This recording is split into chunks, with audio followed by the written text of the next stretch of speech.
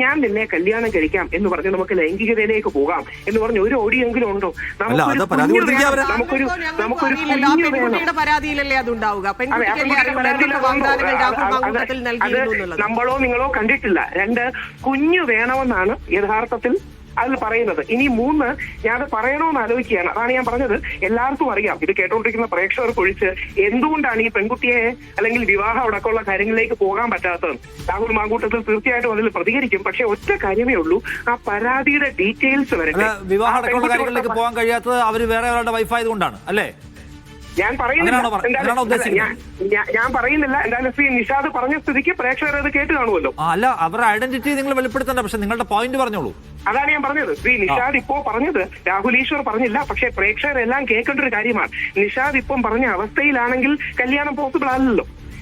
ഞാൻ വളരെ ആലോചിച്ചാണ്, സൂക്ഷിച്ചാണ് എന്റെ വാക്കുകൾ പ്രയോഗിക്കുന്നത്. കാരണം ശ്രീ നിഷാദ് ഇപ്പോൾ വെളിപ്പെടുത്തിയത് പോലെയാണ് കാര്യമെങ്കിൽ ആ രാഹുൽ മാങ്കൂട്ടത്തിന് കല്യാണം കഴിക്കാൻ പറ്റില്ലല്ലോ. ഗർഭിണിയാക്കാൻ പറ്റുമോ? ഇല്ല, അവര് കുഞ്ഞു വേണമെന്ന് അവര് പ്ലാൻ ചെയ്യുന്നല്ലേ. അവർ പ്ലാൻ ചെയ്താണോ? ഇദ്ദേഹം ആവശ്യപ്പെടുകയല്ലേ? അല്ല, ആ പെൺകുട്ടിയുടെയും കൂടെ കൺസെന്റോട് കൂടിയല്ലേ. പെൺകുട്ടി അവരെ ഫോഴ്സ് ചെയ്യുന്നതല്ലേ? നമ്മൾ അവസാനത്തെ വാട്സ്ആപ്പ് ചാറ്റിൽ കണ്ടു.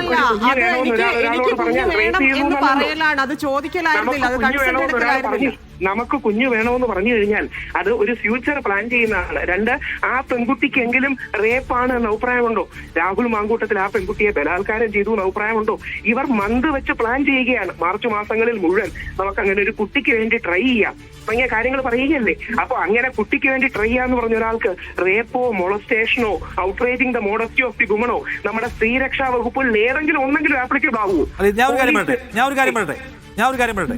അതായത് രാഹുൽ IPC സെക്ഷൻ 313 പ്രകാരം സ്ത്രീയുടെ പൂർണ്ണമായ സമ്മതമില്ലാതെ ഗർഭചിത്രം ചെയ്യുന്നത് 10 വർഷം വരെ തടവും പിഴയും കിട്ടാവുന്ന കുറ്റമാണ്. ഭർത്താവിന് പോലും ഭാര്യയുടെ സമ്മതമില്ലാതെ അബോർഷൻ നിർബന്ധിക്കാൻ അവകാശമില്ല.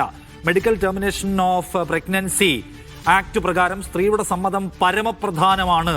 ഇത് കൂടാതെ IPC സെക്ഷൻ 498A പ്രകാരം ക്രൂരമായി കണക്കാക്കപ്പെടാം. അതിനൊരു വർഷം വരെ തടവ് ശിക്ഷ അധികം കിട്ടാം.